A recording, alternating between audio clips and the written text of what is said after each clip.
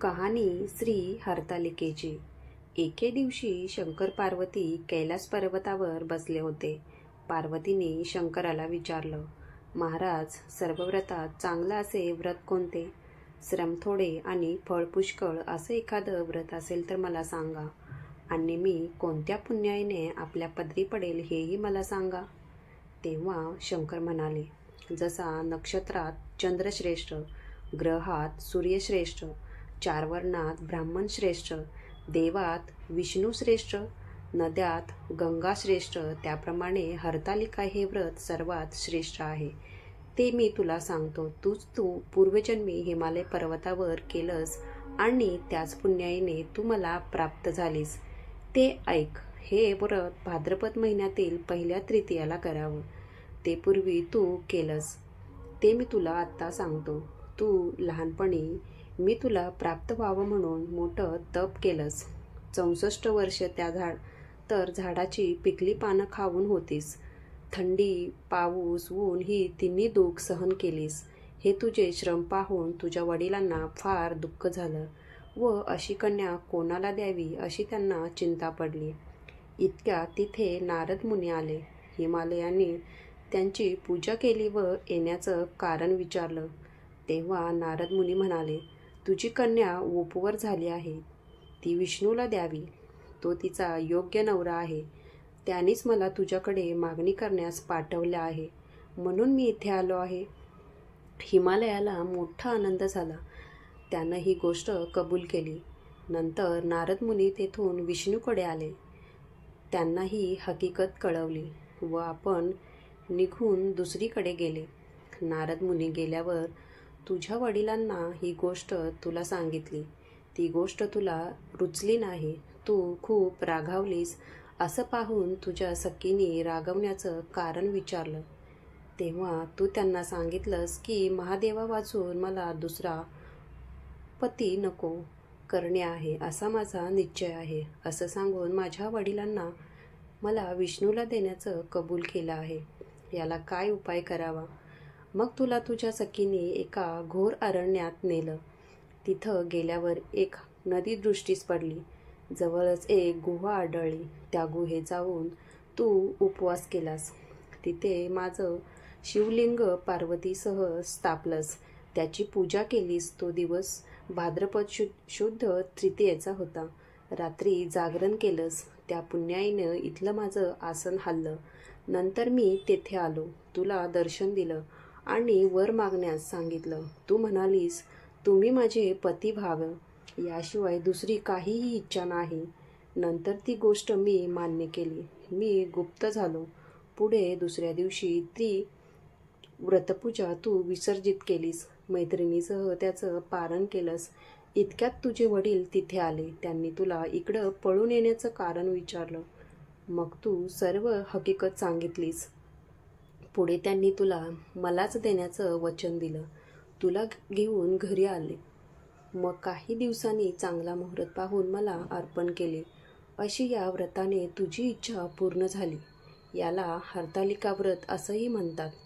हा विवाह त्रियोगी नारायण या पवित्र स्थळी झाला, जिथे लग्न प्रक्रियेदरम्यान अखंड अग्नी प्रज्वलित झाली होती असे मानले जाते। या अग्नीला अखंड धुनी असे म्हणतात। हरतालिका हे व्रत सगळीकडे आनंदाने केले जाते।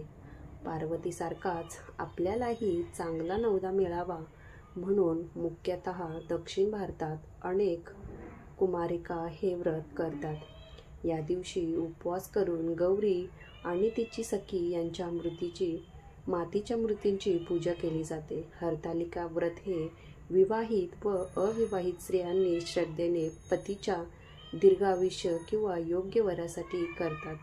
हे व्रत उपवास, शिवपार्वती पूजन, कथावाचन व जागरण यासह साजरं केलं जातं।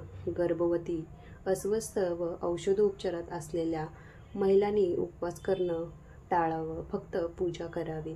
सकाळी रुईच्या पानाला तूप लावून ते चाटून उपवास सोडला जातो।